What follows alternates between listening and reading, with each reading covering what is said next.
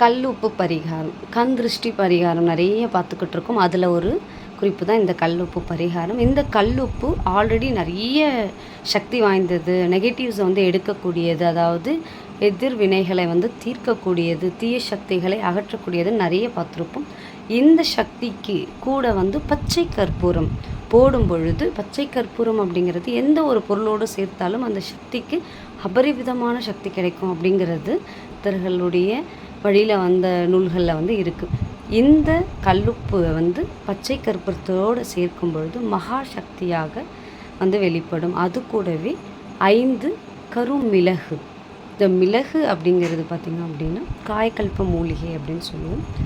இந்த மிளகு வந்து சஞ்சீவினி மூலிகைன்னு சொல்லுவோம். நம்ம பகைவன் வீட்டிலும் உணவருந்த முடியும் 4 மிளகு கையில் இருந்தால் அப்படின்னு சொல்லுவோம்.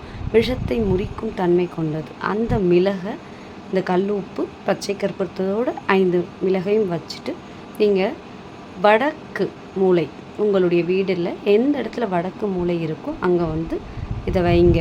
பூஜை அறையிலையுமே உங்களுடைய வடக்கு சைடு வந்து இதை வந்து வைங்க. வச்சுட்டு வாரம் வந்து இதை வந்து நல்ல நீர்நிலைகளை கரைச்சி விடலாம். தீப்படாமல் யார் கால் செஞ்சுட்டு வாரம் புதுப்பிச்சுட்டு வரலாம். உங்கள் வீட்டில் நல்ல ஒரு ஐஸ்வர்யம் இருக்கும். கண் திருஷ்டி இருக்கவே இருக்காது. நல்ல ஒரு நேர்மறை பாசிட்டிவிட்டி கிடைக்கும். வீட்டில் ஒரு ஐஸ்வர்யம் பொங்கி அமைதி நிலை இருக்கும். நேர்மறை ஆற்றல் நிரம்பி இருக்கும். இந்த கல்லுப்பு பரிகாரத்தை கண்டிப்பாக செஞ்சு பாருங்கள். நன்றி.